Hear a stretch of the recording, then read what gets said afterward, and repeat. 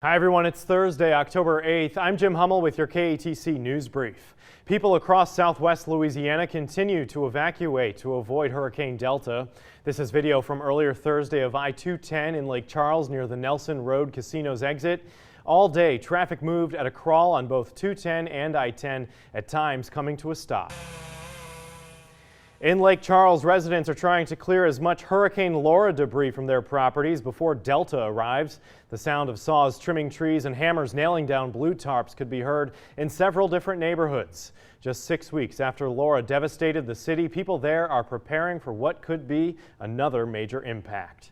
Jeff Davis Parish, meanwhile, is under a mandatory evacuation. This morning, buses shuttled residents to the Alexandria mega shelter. One man we spoke to said he's grateful for the service because without it, he'd be stuck. I'm without transportation.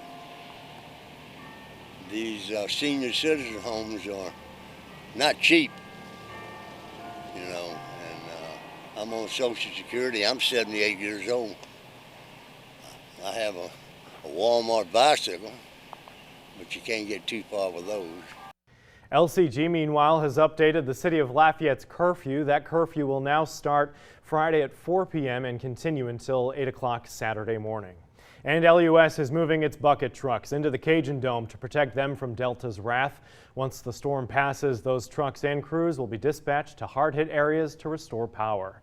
And let's get the latest on the storm now from Chief Meteorologist Rob Perillo. Hey, Rob. Hey, Jim. Well, Delta intensifying as we head into our Thursday evening, and want to give you an update on what we are expecting in the potential timeline and what we're going to be expecting here in Acadiana. We have updates constantly going on social media, KATC.com, so you can get the latest satellite imagery there, but it's going to be a 7 to 11 foot storm tide along the coast, a surge that penetrates 5 to 10 miles inland. We're going to see some localized flooding, 4 to 8 inches for most, but up to 10 to 12 inches, it looks like, especially western portions of Acadiana. Sustained winds 40, maybe up to 60 as you go farther to the west and near the core of the storm, with gusts for just about anyone in Acadiana up to 80 to 100 miles an hour. That means widespread power outages, certainly a possibility, and be prepared for at least a week or more of no utility if the power goes down. Some of you may be luckier, but others perhaps not. So what can we expect locally